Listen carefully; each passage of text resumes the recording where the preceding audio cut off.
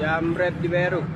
Pelaku jambret yang merampas dompet pesepeda di Palembang akhirnya tak bisa berkutik setelah berhasil ditangkap warga. Dalam kondisi babak belur akibat amukan massa, pelaku kemudian dibawa ke kantor polisi.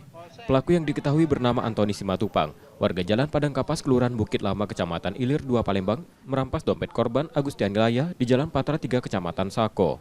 Menurut polisi, pelaku telah mengikuti korban yang sedang mengendarai sepeda dari Terminal Perumnas. Setibanya di lokasi, pelaku langsung merampas dompet korban dari keranjang sepeda.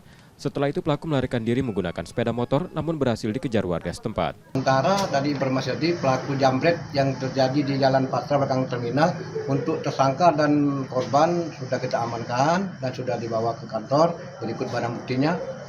Informasi jadi ketangkap massa. Jadi untuk pelaku ada luka, jadi kami bawa ke berobat ke rumah sakit. Saat ini polisi masih memeriksa pelaku untuk mendalami kemungkinan adanya aksi serupa yang dilakukan di tempat lain. Reski Oktora, Puklas Diferensial, Kompas TV, Palembang, Sumatera Selatan.